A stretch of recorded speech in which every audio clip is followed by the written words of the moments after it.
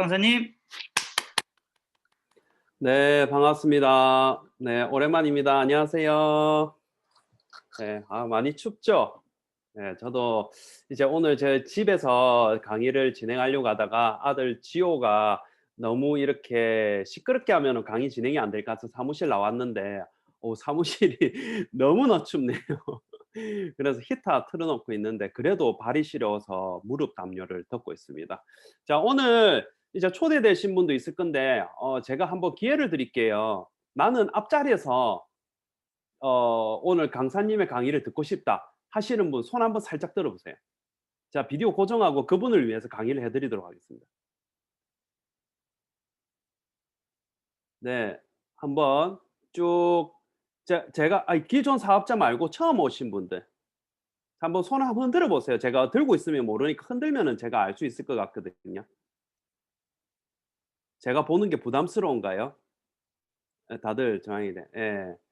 자, 한혜성 사장님, 그다음 강은하 사장님 두 분 고정해 놓고 제가 하도록 하겠습니다.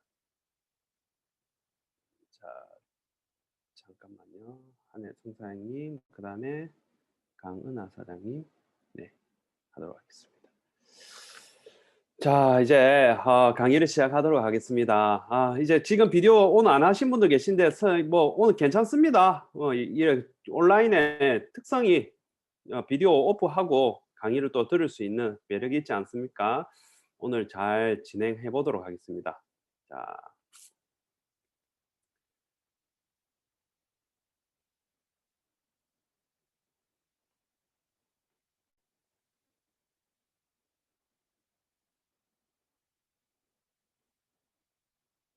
자, 오늘 제목이 조금 강렬한가요? 네, 어때요? 부자들의 업무. 저는 이제 뭐 부자는 아니지만 뉴스킨 사업을 하면서 그동안 겪어왔고 경험해왔던 것들을 한번 오늘을 공유를 해볼까 합니다. 그래서 편안한 마음으로 한번 들어보시면 좋을 것 같고, 대부분 사람들은 소중한 것들이 있어요. 이 소중한 것들을 지키기 위해서 지금 직업을 가지고 돈을 벌고 있다는 거죠. 근데 이 소중한 것들을 지키기 위한 아주 많은 선택도 하게 됩니다. 이게 맞는지 저게 맞는지 고민하면서 어떤 선택을 하는데, 이 선택에 의해서 지금의 어떤 현재의 모습이 만들어졌고, 이 지금 선택의 결과에 대해서 만족하지 못하면은 결국에 지금의 어떤 선택으로 인해서 미래의 모습을 바꿀 수가 있다는 겁니다. 그래서 우리는 인생은 끝까지 내일이 없어요. 조금 후가 없어요. 지금밖에 없는 거예요. 지금의 어떠한 선택으로 인해서 미래는 만들어져 가는 거거든요. 네.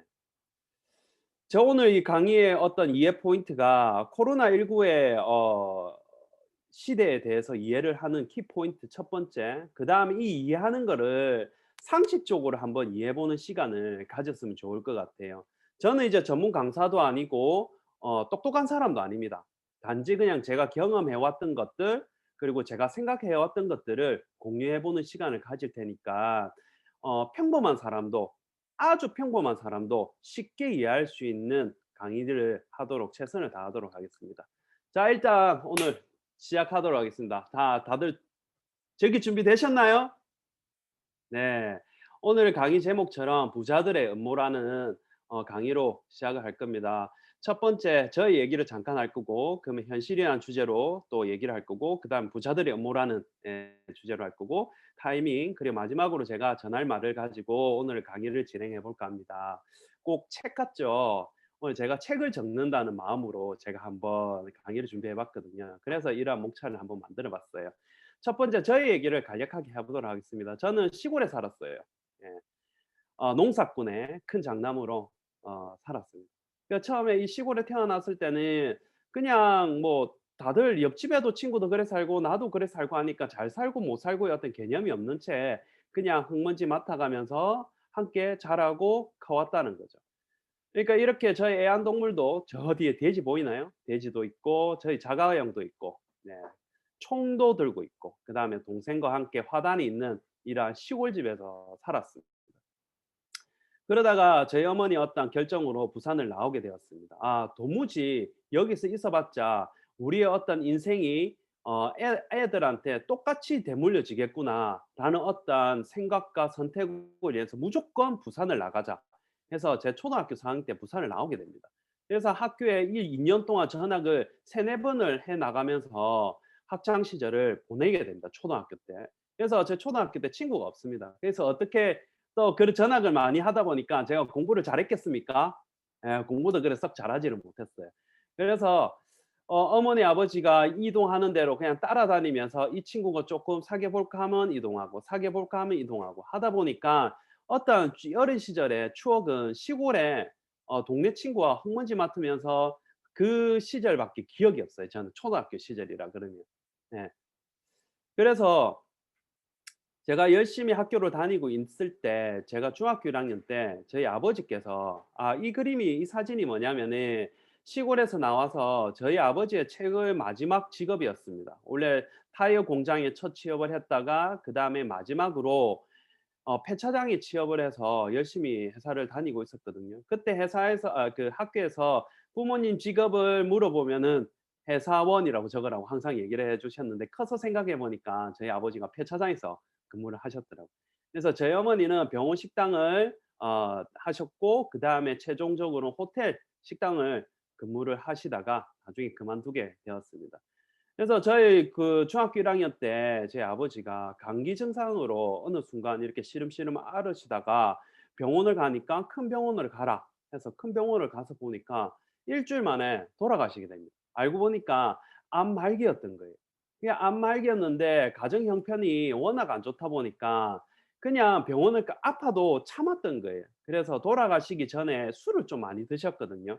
그래서 지금 커서 생각해 보면 그때는 어릴 때는 술을 드시는 게 싫었는데 가만 생각 '아 그 고통을 잊기 위해서 술을 드시지 않았나.'라는 생각이 문득 들더라고요. 그래서 갑자기 1주일 만에 돌아가시고 저희 어머니가 저와 동생을 둘이 키우게 되었습니다. 그래서 저희 어머니가 시키는 대로 저는 삶을 살았죠. 공부 열심히 하라는 얘기는 안 했습니다. 예, 학원을 다니라는 얘기도 안 했었고요. 그러다 보니까 그냥 뭐 4 년제 대학도 못 가고 전문대 대학을 졸업하게 되었습니다. 이 학교를 졸업할 때 당시에 저한테 유스킨의 첫 권유가 들어왔습니다. 이 두 분이 보이시죠? 저한테 큰애 숙모와 큰애 삼촌인데 큰애 삼촌은 BBQ 슈퍼바이저 생활을 했었고 큰애 숙모는 단과학원 원장님이었는데 유스킨을 하신다고 저보고 "한번 해 보자."고 권하시더라고요. 근데 제가 이 학교 다닐 때 친구 한 명이 불법 피라미드라는 그러한 일로 해서 저 세상을 가게 되거든요. 그래서 저는 '내 생에는 절대로 피라미드 관련해서 일을 안 할 거야.'라고 했는데 또 가까운 가족 중에 또 한 분이 또 이렇게 다단계를 한다는 얘기 듣고 속으로는 '아 안 됐다. 삼촌 저는 그런 일을 안 할 거예요. 왜 친구가 이렇게 해서 세상을 떴기 때문에 그냥 안 할 겁니다.'라고 했는데 또 하시더라고요. 그래서 저는 대기업을 가게 되었죠. 운 좋게 기업을 들어가서 한 연봉 3천 정도 받는 괜찮은 회사에 다녔거든요. 이 대기업 하니까 생각나요. 예전에 다녔던 회사가 어디였냐면은 천마표 시멘트 알아요? 저 서울 경기 지역 사는 사람들은 알겠 천마표 시멘트를 제가 다녔는데 부산에 영업 파트 쪽에 있어요, 해외 영업.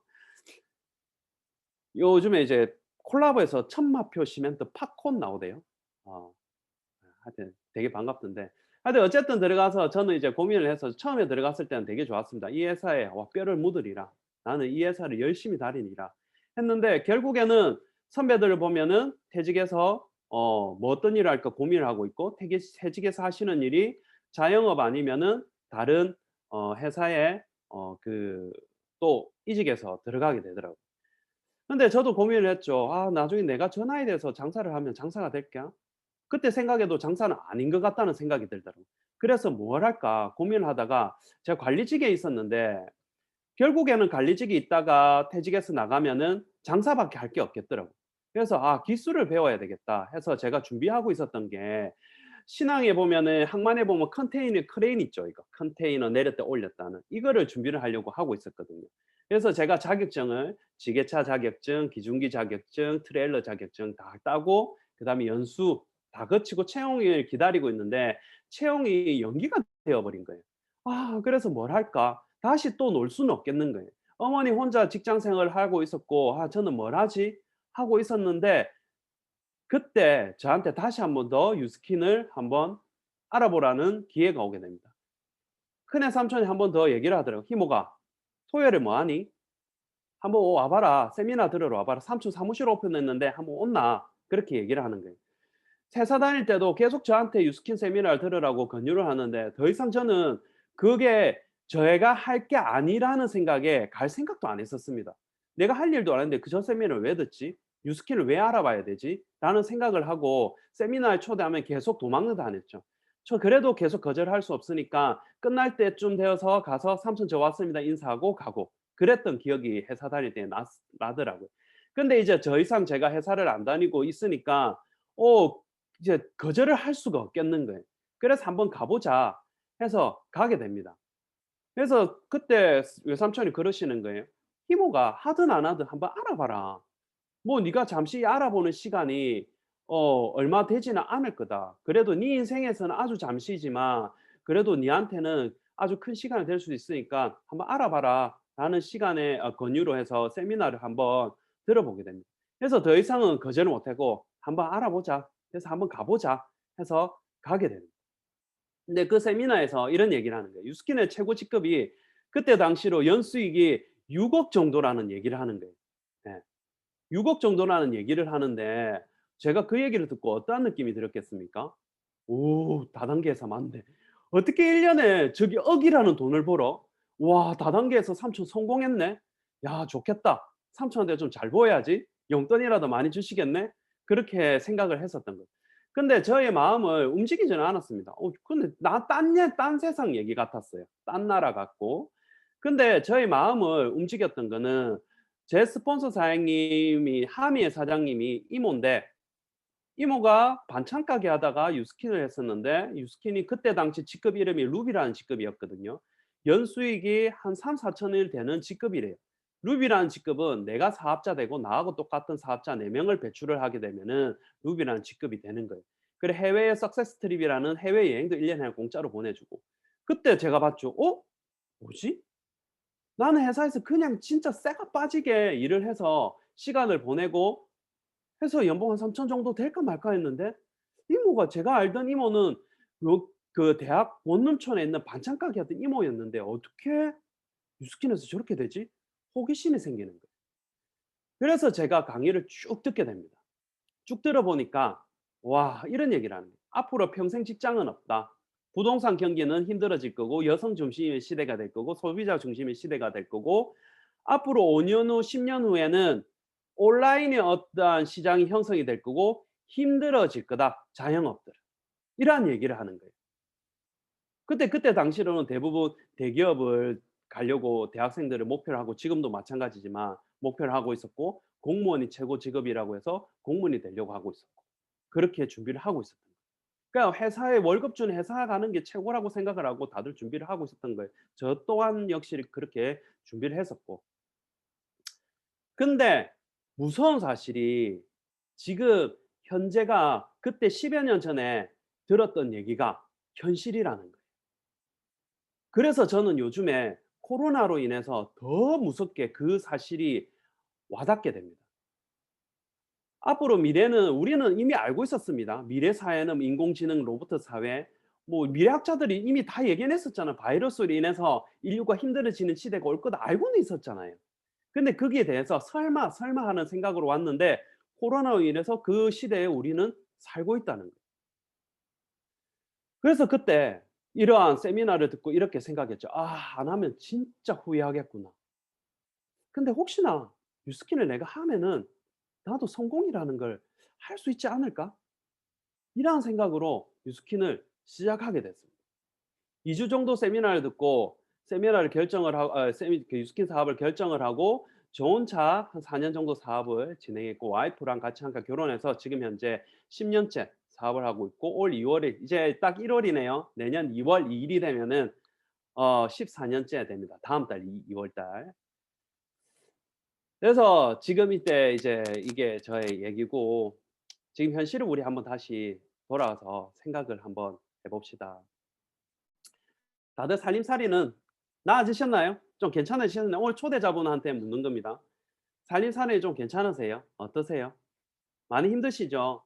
근데 이 코로나로 인해서 우리는 코로나 이전 세계와 이후 세계로 나뉜다고 얘기를 합니다.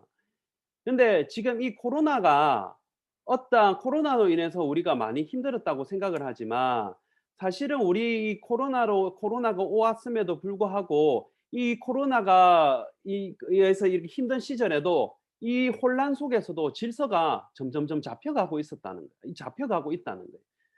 작년 이맘때쯤에는 그냥 뭐가 발견이 되었다. 중국에서 되었다. 이러한 자그마한 뉴스로 시작이 되었었죠. 근데 2월 달이 되고 우리나라도 코로나 확진자가 늘어나면서 설마 신종플루처럼 금방 뭐 백신이 나올 거야. 메르스처럼 금방 없어질 거야. 라고 생각을 하고 사람들이 아이러니하게 그냥 계속 흘러 지나가게 된 거죠. 근데 지금 1년이 순식간에 사라졌습니다. 어. 저희 유스캔 또한 온라인을 해야 되나 오프라인을 해야 되나 그 고민을 해오는 동안 1년이 흘러가 버렸습니다. 대부분 사람들도 마찬가지입니다. 회사에 출근을 해야 되나 말아야 되나 고민을 하다가 1년을 보냈을 거예요. 그죠? 근데 이 현실 속에서도 질서가 잡혀가고 있었다는 거예요. 마스크 끼고 생활을 하기 시작했었고 그다음에 뭐 근무도 제가 아시는 분은 현대중공업에 다니시는데 그분은 회사에 부서가 파트별로 있잖아요. 파트별로 있어요. 예를 들어 뭐 설계부서, 뭐 인사과 뭐 이런 식으로 있잖아요.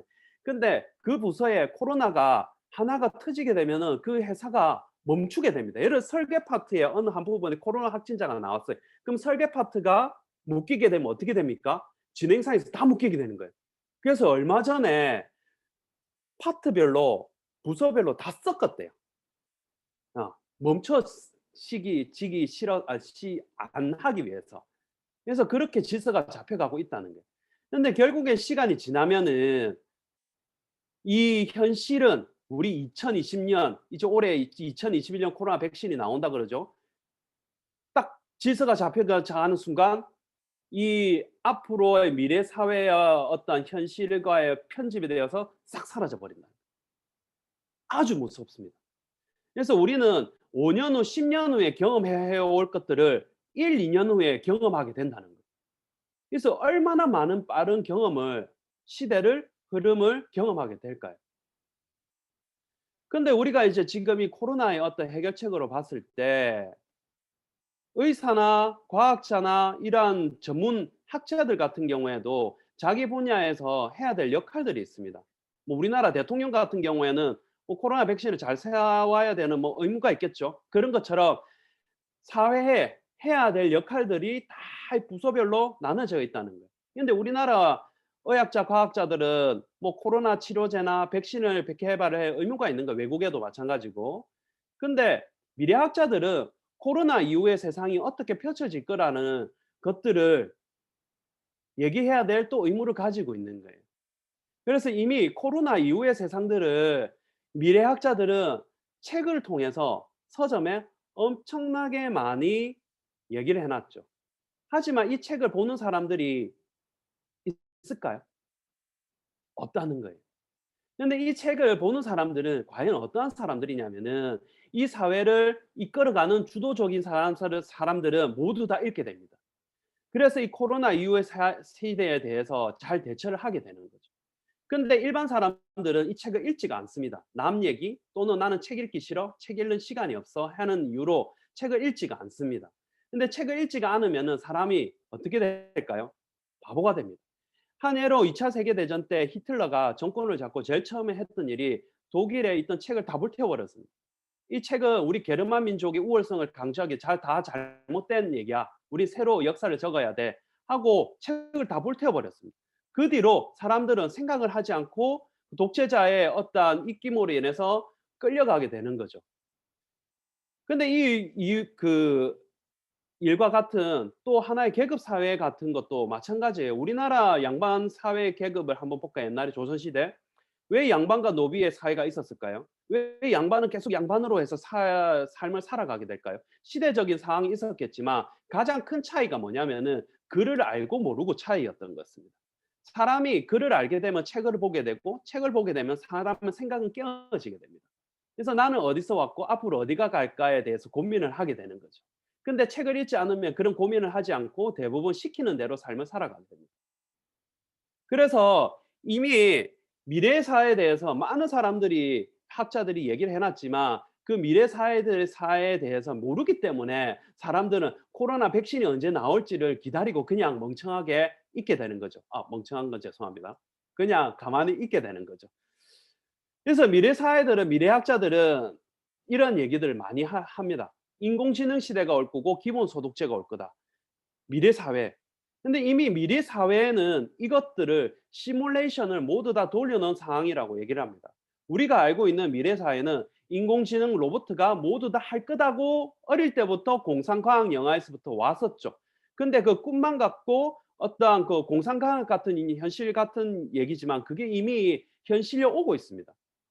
코로나 이후가 또 제2의 코로나가 오지 않을까요? 왔을 때 기업의 CEO들은 인력에 의해서 공장이 멈춰서기를 원할까요? 결코 아닐 거라고 생각을 합니다. 그래서 인공지능과 기계로 다 그 자리를 대체를 점점점 해 나가게 될 거거든요. 그러면은 사람들은 일자리를 잃게 되죠. 근데 먹고 살아야 되죠. 근데 그러면은 나라에서 어떻게 해야 될까요? 국민을 책임져야 될 의무가 있겠죠. 그래서 기본소득제라는 걸 도입을 하게 됩니다. 미래에는. 그래서 우리나라에도 제가 최근에 봤던 기사 중에 2035 년인가부터 극히 한 30만 원인가? 제가 제 신문 기사 기억을 잘 나지 않는데 도입을 한다는 기사를 봤거든요.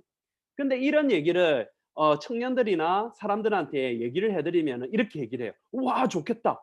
근데 이거 다 주면은 결국 세금에서 다 걷어가는 거잖아." 근데 좋겠다라는 거는 없습니다. 왜 없을까요?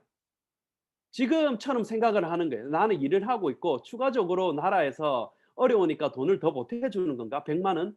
어 더 보태 주나?' 이런 생각 그게 아닙니다. 앞으로 미래의 사회는 내가 원하는 일자리가 그만큼 없다는 거예요.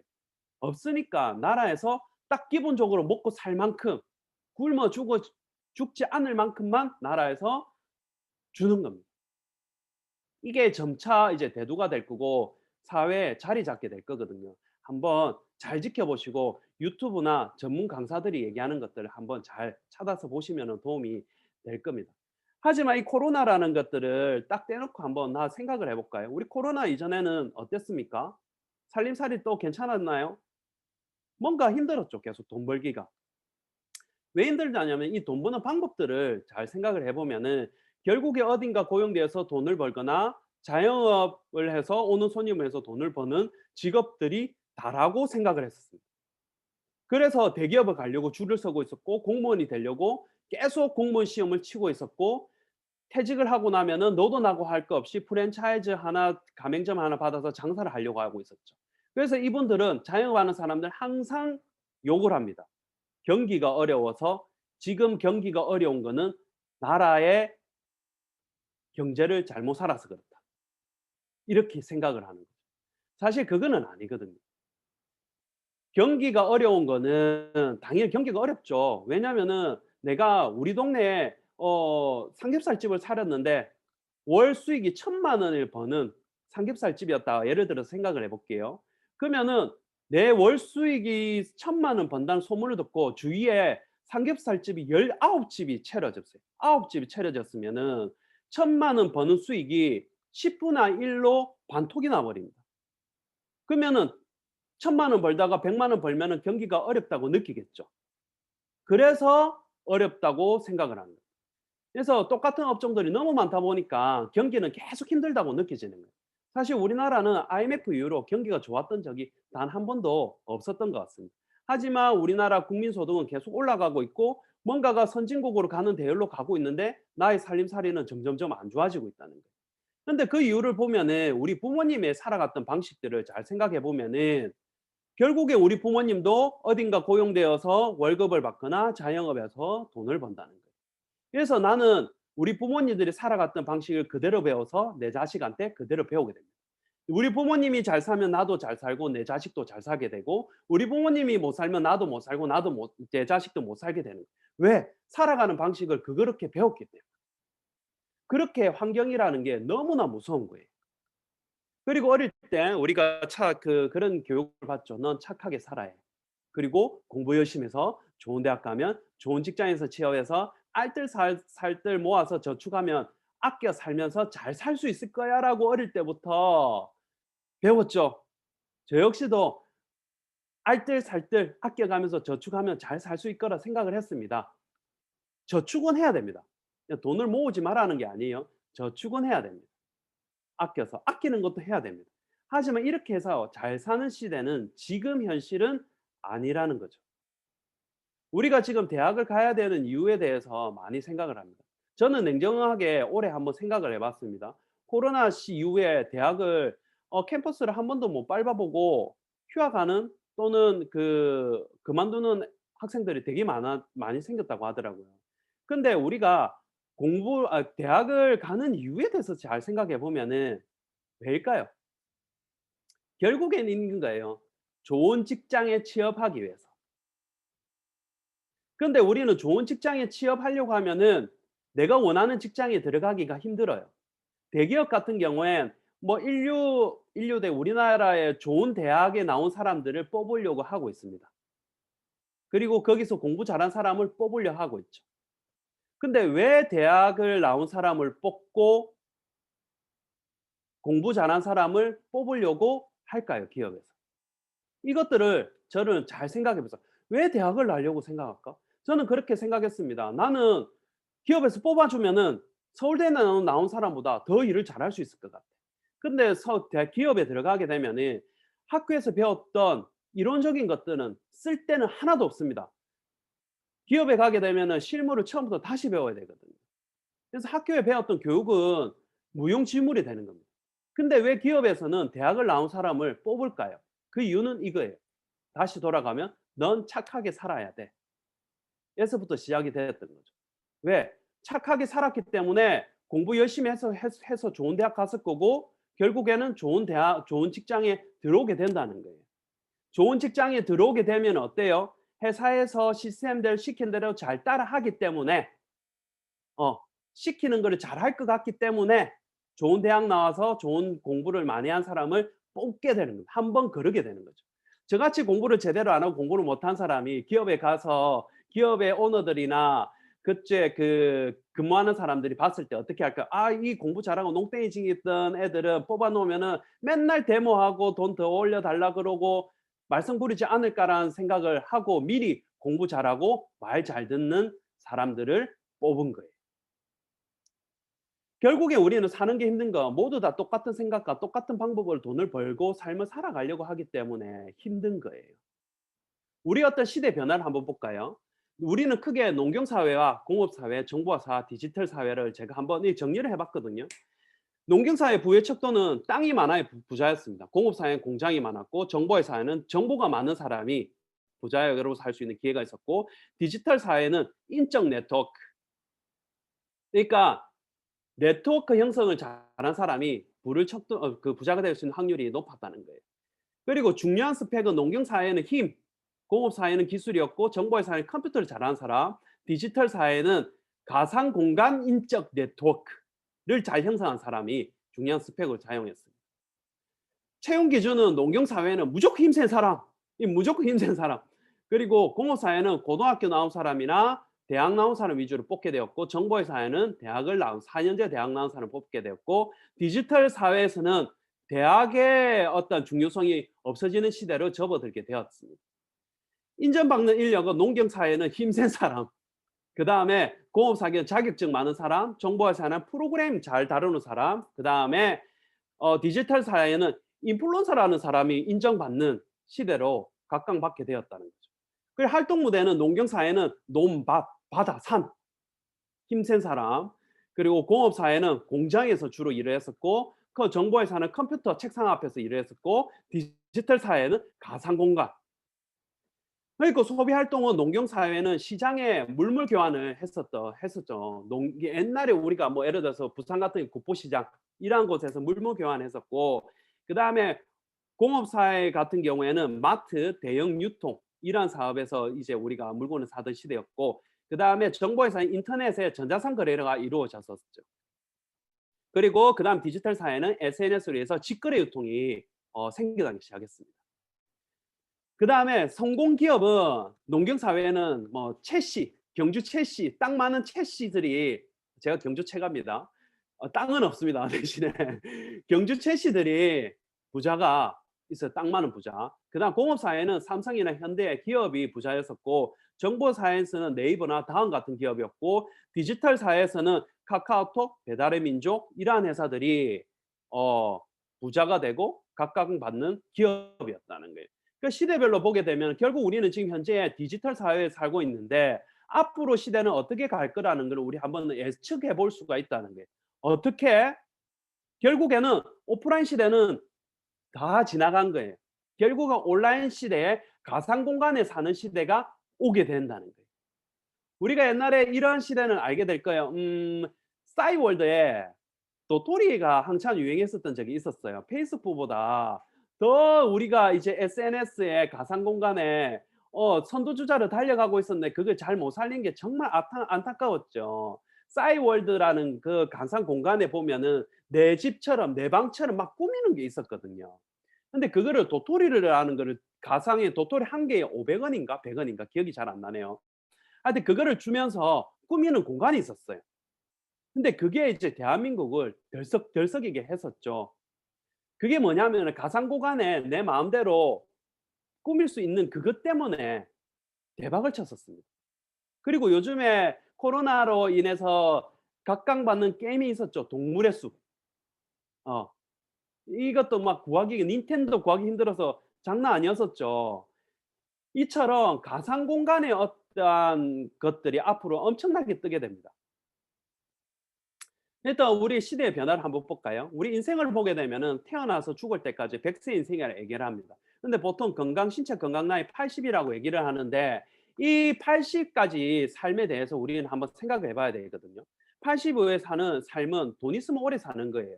우리가 태어나서 20살 때까지는 부모가 원하는 삶을 살았고 20살 때부터 30살까지는 사회가 원하는 삶을 살았습니다. 남자 같은 경우는 군대를 다녀왔었고 그다음에 회사에 들어가기 위해서 스펙을 쌓고 자격증을 땄는 게 한 10여 년 세월을 보냈었죠. 그다음에 30 이후에는 고용주를 원해서 쇠가 빠지게 일을 하면서 회사의 CEO를 위해서 나는 열심히 일을 했었다는 거죠. 그다음에 40 전후로 들어오게 되면은 회사에서 권고사직이 들어옵니다. 3년치 월급을 줄 테니까 나가시겠습니까? 왜? 내 같은 사람 인력 2사람 자르면은 신입사원 3사람을 뽑거든요. 그럼 회사에서 훨씬 이득입니다.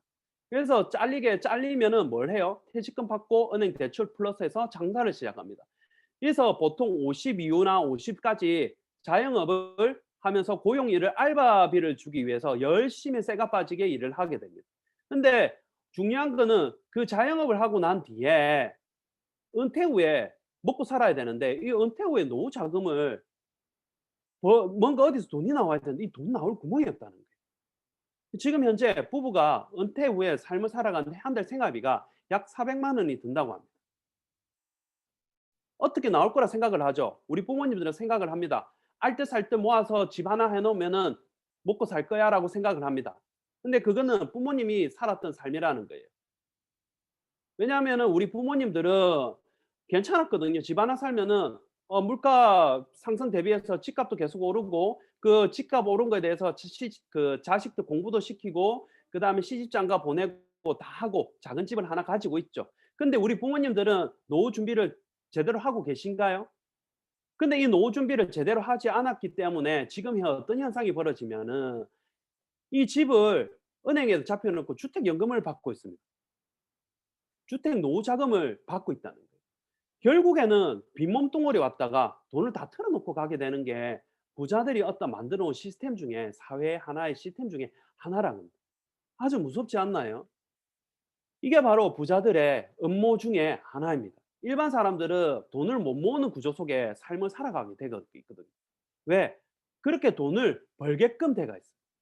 우리 설국열차는 그 영화를 보게 되면은 꼬리칸에서 머리칸까지 가면서 쿠데타를 일으킵니다. 꼬리칸에는 못 사는 그룹들이 집단이 모여 사는 집단이거든요. 근데 이 사람들이 얘기하죠. "왜 우리는 맨날 못 먹고 이렇게 안 좋은 환경에서 삶을 살아야 돼? 와 나 저 앞에 가서 진짜 잘 사는 사람한테 뭔가가 얘기를 하고 싶다."라고 해서 쿠데타를 일으켜서 머리칸까지 가게 됩니다. 근데 머리칸까지 갔는데 머리칸의 그 대빵이 얘기를 합니다. "네가 할머니 발버둥이 쳐봤자 우리는 균형을 지켜야 된다. 이 균형을 지키기 위해서 이 쿠데타도 일으키게 된 거야. 그래서 꼬리칸에 대빵이 있는 거예요. 그 꼬리칸의 대빵과 머리칸의 대빵과 이렇게 논의 그 작당을 한 거죠. 우리 열차에 사람이 너무 많아. 좀 죽어줘야 되겠어. 임의대로 쿠데타를 일으켜서 부자든 못 사는 사람이든 다 죽고 남은 사람으로 인해서 어떻습니까? 또 열차는 굴러가게 된다는 거죠. 그래서 이거를 알고 아 이거는 절대 끝나지 않겠구나 해서 주인공이 누구예요? 주인공이 어벤져스입니까? 아니죠. 송강호가 열차를 폭파시킵니다. 그렇게 해서 거기서 끝이 나게 된다는 건데 한번 열차를 한번 보십시오. 그 열차 설국열차라는 자체가 우리 사회하고 똑같은 얘기를 해 놨거든요. 예, 봉준호가 쓰고 있는 게 기생충이라는 열과는 상하관계로 잘 사는 사람과 못 사는 사람을 비교해서 얘기를 했지만 설국열차는 수평으로 놓고 얘기를 해 놨거든요. 그래서 다시 보게 되면은 참 재밌는 얘기가 될 거예요. 근데 우리는 무서운 거는 어릴 때부터 잘 만들어진 사회의 어떤 시스템 속에서 교육되어지고 사육되어진다는 거 알고 계신가요? 우리의 인구의 95%는 직장인과 자영업을 하고 있고 인구의 5%는 사업을 하고 있거나 돈이 많아서 그 사업체에 투자하는 투자가들을 대부분 이루고 있다는 거예요. 근데 중요한 거는 5%의 돈은 95%의 사람에 있는 거고 95%의 돈은 5%의 부자의 삶에 있는 거예요. 그 95%에 있는 사람들은 우리는 일반인이라고 얘기를 합니다. 그리고 일반인들은 부자를 돈을 버는 방식들은 시간하고 돈하고 맞바꾸게 돼요. 어디에 직장인 출근하거나 차 타고 올려서 자연 오는 사람 모여서 돈을 벌어간다는 거예요. 의사 변호사도 장사합니다. 근데 부자들은 어떤 시스템을 만들어 놓고 그 시스템 속에서 계속 돈을 벌어간다는 거예요. 삼성이라는 거대한 회사를 차려놓고 거기서 만들어지는 시스템 수익을 가지고 이재용이라는 사람은 수익을 벌어가게 된다는 거죠. 이 시스템을 만들어 놓고 벌어가는 수익은 부자들은 이미 알고 있습니다. 이 시스템 수익은 부자들은 모두 다 이걸 활용해서 돈을 벌고 있거든요. 그래서 우리는 어릴 때부터 저도 이제 지호를 낳고 '아 여기를 한번 가 봐야지.'라고 생각을 했는데 제가 이걸 알고 난 뒤에 여기를 안 가려고 마음을 먹었습니다. 어릴 때 우리는 애기들은 애기 낳고 한 번은 다 데려가고 싶은 데가 키자니아라는 직업 체험이죠. 근데 무서운 것은 이 키자니아 직업 체험군들은 모두 다 이 95%의 직업군들이라는 거예요. 너무 무섭지 않습니까? 우리 어릴 때부터 나도 모르게 사육되어지고 교육되어진다는 게 저는 이거를 알고 깜짝 놀랐습니다. 그래서 저는 '아 지호를 저기다 절대로 안 데리고 가야지.'라고 생각을 했었거든요. 네. 그래서 우리는 시대의 흐름을 알기 위해서는 알면은 돈의 흐름도 알게 된다는 거예요. 그래서 우리는 88년도부터 98년, 2028년도까지 예측해 볼 수 있습니다.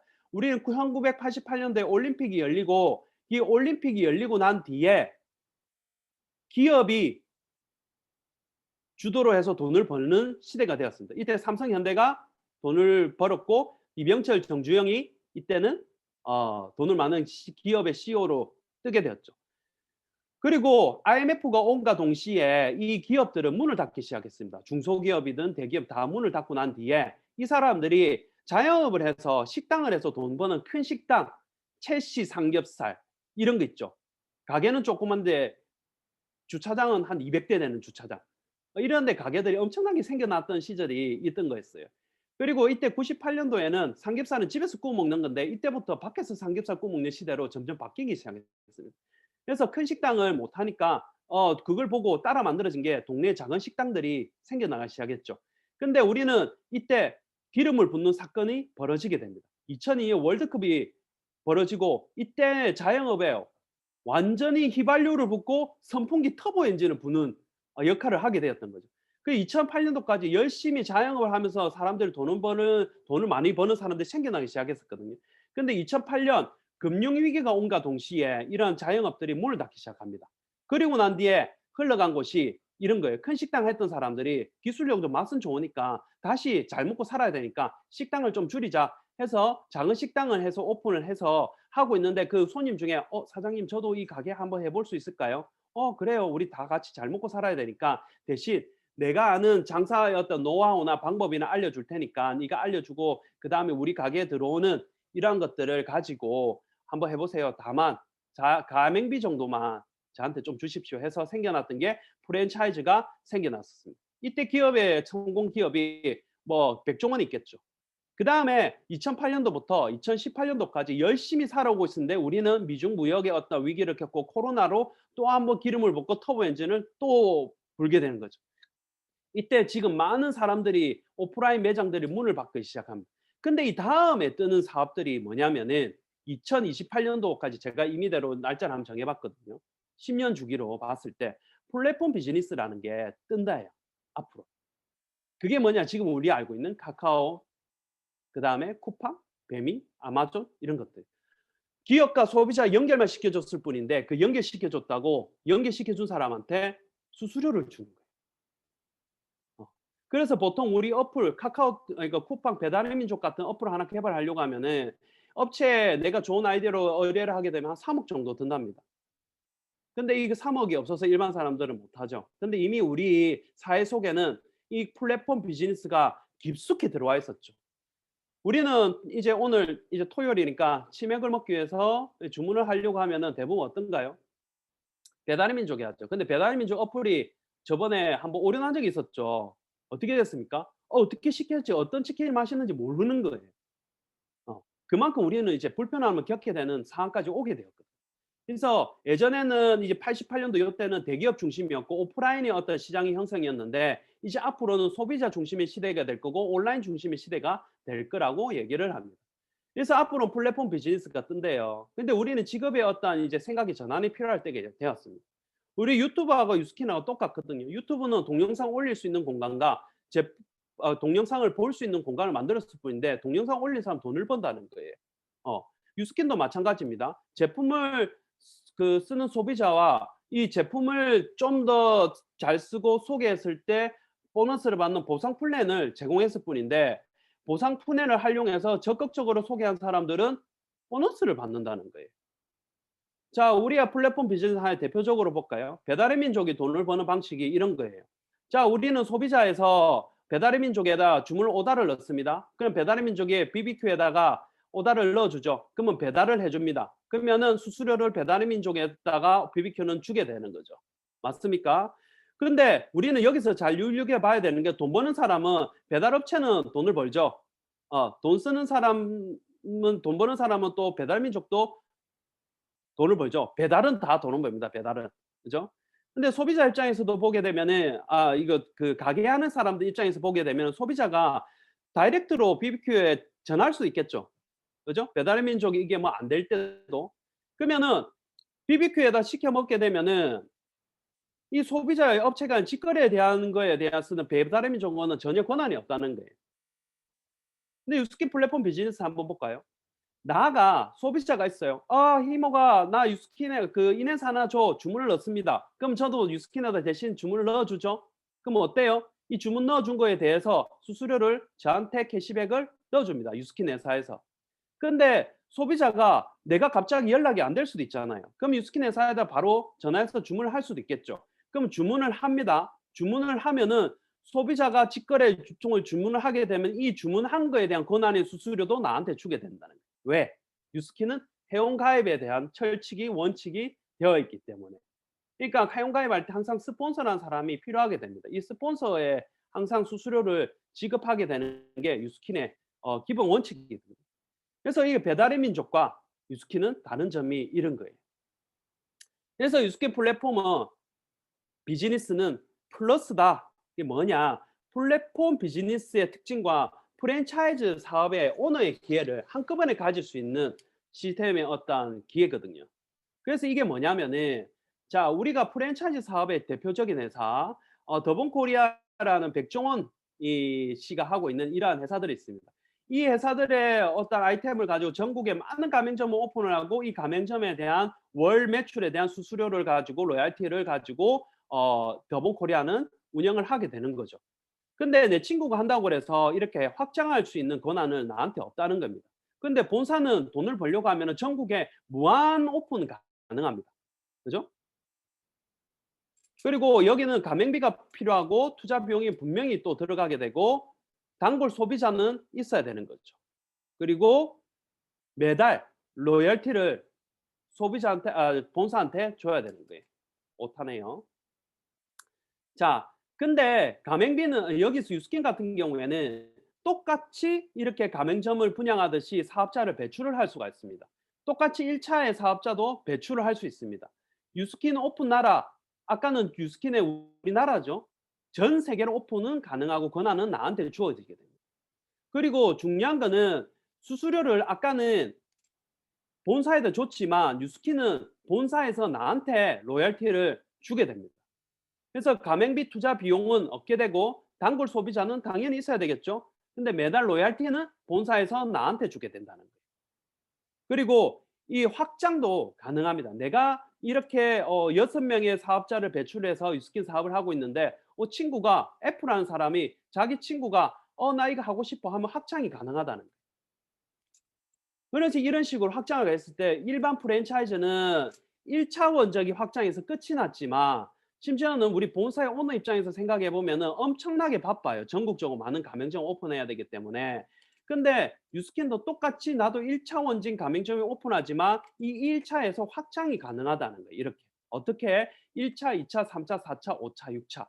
그래서 유스킨은 세 가지 보너스를 받을 수 있습니다. 내가 쓰고 처음에 좋은 제품을 쓰고 소개하면 6% 캐시백을 받지만 내가 그 소비자들 모아서 사업자가 되면은 5에서 40%에 대한 보너스를 받습니다. 그리고 이런 식으로 가맹점이 오픈이 되듯이 사업자가 이렇게 펼쳐 나갔을 때 1차에서부터 6차까지 최소 5에서 15%의 어떤 보상 기준에 따라서 로열티 지급을 본사에서 나한테 지급을 하게 된답니다. 대박이지 않습니까? 아까 일반 가맹점들은 돈도 투자 비용도 있고 매달 본사에 돈을 줘야 됐는데 나는 돈 투자 비용도 없이 매달 본사에서 내가 보너스를 받을 수 있다는 게 얼마나 재미있고 매력적인 사업입니까? 그래서 유스킨은 플랫폼 비즈니스 플러스라고 저는 생각을 합니다. 왜? 프랜차이즈 사업의 오너 기회도 있고 무점포, 무재고, 무자본이 들기 때문에 돈이 들지가 않는다는 거죠. 그리고 타이밍을 한번 보겠습니다. 뉴스킨이라는 회사는 이러한 비전을 가지고 있어요. 우리의 비전은 세계 최고의 비즈니스 기회 플랫폼이 되는 것입니다. 비전 대박이지 않습니까? 이것도 벨로시티라는 우리 보상 시스템을 바뀌기 전에 이렇게 바꿨습니다. 기회 플랫폼, 이 플랫폼 비즈니스에 기회를 많이 주는 회사, 글로벌 회사가 되겠다라는 회사 기회를 주겠다는 것을 선언을 한 거게 된 거죠. 그래서 우리가 보상 프로그램을 보게 되면은 벨로시티라는 보상인데 예전에 같은 경우 유스킨의 최고 직급이 되려고 했으면은 제가 12명의 사업자를 배출해야 되겠습니다.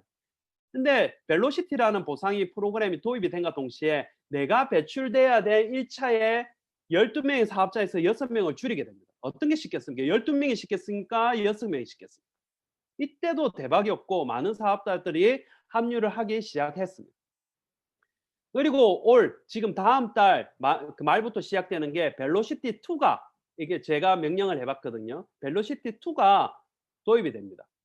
자, 이때까지는 사업자가 되려고 했으면 6개월 안에 6,000포인트라는 소비자 매출을 일으켜야지만 사업자가 되었습니다. 근데 2월 달 말부터는 한 달 만에 2,000포인트 쓸 수 있는 소비자를 만들면은 나는 바로 한 달 만에 사업자가 됩니다. 6개월 만에 또는 6,000포인트 만에 될 수 있던 사업자가 한 달 만에 2,000포인트만 해도 사업자가 될 수도 있다. 이제는 엄청난 속도와 확장의 시대가 접어들게 됩니다. 벨로시티라는 말 자체가 속도잖아요. 엄청나게 빠르게 됩니다. 이제 유스킨이 처음에 이제 확장이 늦다, 이제 뭐 사업자 만들 시간이 오래 걸린다, 중요하지 않습니다. 예전 같은 경우 12명의 사업자를 만들려고 하면은 마음만 먹으면 한 달 만에 12명을 만들어낼 수 있는 시대가 다음 달부터 시작이 된다는 거예요. 근데 우리는 6명의 사업자를 얘기를 하는 거잖아요. 너무 무섭지 않습니까? 전국에 지금 유스킨의 리더들은 이걸 가지고 어떻게 하면 잘할 건지 고민을 하고 있다는 거예요. 그래서 유스킨 사업은 사람들에게 훌륭한 사업기회, 혁신적인 제품, 그리고 풍요롭고 향상된 문화를 제공하여 삶의 질을 높게 함으로써 전 세계적으로 결국엔 선의의 힘을 제공할 거고 우리의 돈을 많이 벌어서 회사와 함께 선의의 힘을 베풉시다. 전 세계 굶어 죽은 애들을 한 명도 없을 때까지 구원 활동을 펼칩시다. 또 많은 어려운 계층에 많은 도움을 줍시다라는 게 유스킨의 사명이고 사업자들이 함께 나갈 끝점이라는 거예요. 정말 멋진 회사죠. 돈을 많이 벌고 나가 행복하는 게 첫 번째입니다. 그리고 남을 함께 돕자는 거예요, 회사는.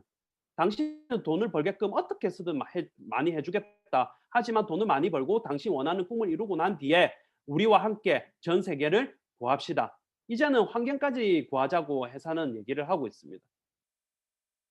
마지막으로 이제 제가 정리를 하고 이제 던지는 건 아니고 드리고 싶은 말씀은 뉴스킨을 한다고 주위에 조언을 아무리 구해봤자 지금 오늘 처음 초대된 사람들보다 아무도 모릅니다. 근데 그 사람한테 구해서 그 사람의 뭐 어떻게 그 다단계잖아. 그 피라미드잖아. 해서 내가 포기를 하게 되면은 그 사람한테 나의 인생을 맡기는 꼴밖에 아니라는 거죠. 우리 이렇게 남한테 인생을 맡기고 싶나요? 내 인생을? 우리가 그 조언을 구해도 그 조언은 좋은 조언입니다. 왜? 나를 위해서 사랑해서 내가 그 나쁜 일로 빠지면 안 되니까. 사회는 이 일을 나쁜 일이라고 이미 알고 있기 때문에 그 사람들도 그러한 자기가 아는 상식선에서 저한테 조언을 해주는 거예요. 왜? 나를 사랑하기 때문에. 근데 그 조언을 따를 필요도 없고 그냥 참고만 할 뿐 나의 인생은 주인공 나이고 나의 선택을 믿는 게 가장 중요하죠. 우리는 95% 사람들한테 가는 길을 선택할 거예요. 아까 직장인과 자영업을 선택할 겁니까? 아니면 진짜 잘 사는 방법, 부자들이 가지고 있는 어떤 시스템 사업을 할 수 있는 방법을 있는데 이걸 가지고 나의 인생을 바꿀 수가 있는 어떤 기회가 있는데 이걸 선택할 것입니까? 뉴스킨을 한다 안 한다 생각보다 먼저 스스로 제대로 알아보는 게 우선입니다. 저와 같은 세미나가 유튜브에 넘쳐나고 넘쳐납니다. 제 강의가 끝나고 난 뒤에 더 궁금한 것들은 회사에 전문적으로 분석해 놓은 회사 그 강의도 많고 제품을 얘기해 놓은 강의들도 되게 많습니다. 냉정하게 한번 알아보십시오. 강의를 한 10개에서 한 30개 정도 알아보시면은 해야 될지 안 해야 될지 판단이 서게 됩니다. 그때 결정해도 늦지 않다는 거예요. 처음에 이거를 해야 될지 말아야 될지 고민하고 두려운 거는 잘 몰라서 그렇고 뉴스킨 사업에 대해서 또는 제품의 사업 알게 되면은 자신감이 생기고 해 나가지게 됩니다. 이거는 모든 것들은 시스템에서 다 가르쳐 줍니다. 내가 마음을 먹고 해야 되겠다는 액션만 취해 주시면은 스폰서 사장님들 또는 이 사업을 알려주신 분들은 모두 다 나의 성공을 끝까지 도와줍니다. 우리 자녀가 공부 잘해서 좋은 대학 가서 좋은 회사에 가지만은 그보다 자신의 인생의 가치의 방향을 스스로 알게 되면은 더 위대한 사람이 될 수도 있지 않을까요? 그러기 위해서는 우리가 해야 될 것들을 우리 부모 또는 우리 부모가 되려고 하는 사람들은 인문학과 철학의 어떤 책들을 많이 읽어야 된다고 얘기를 합니다. 지금 미래학자들은. 그리고 나의 인생 가치를 스스로 깨닫고 우리가 나아갈 방향을 스스로 우리가 정하고 수 있는 사람이 되어야 된다고 합니다. 그래서 우리 자녀들에게 내가 경험하고 스스로 인생의 가치와 나아가 방향을 정한 것처럼 자녀들에게 진정한 삶의 가치를 알려줄 수 있는 조력자가 되어야 되는 게 우리의 부모의 어떤 의무가 아닐까요? 그죠?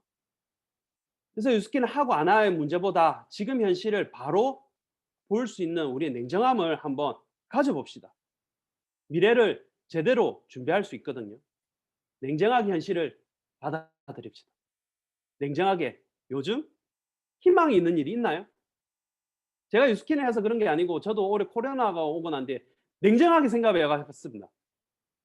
유스킨이 과연 진짜 대단한 일인가?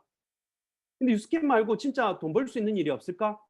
고민을 해 보니까 배달업체 말고는 없더라고요. 제가 할 수 있는 건. 어. 그래서 '뉴스킨을 끝까지 열심히 해야 되겠다. 정말 감사하다.'라는 생각을 하게 된 계기가 있었거든요. 사실 지금 희망적인 일은 바깥에 없습니다. 그래서 뉴스킨에서 조금이나마 희망을 가져보는 기회를 가져봤으면 좋겠다는 생각을 하고 우리들은 소중한 걸 지키기 위해서 많은 직업과 돈을 벌지만 뉴스킨을 통해서 소중한 것들을 지켜낼 수가 있거든요.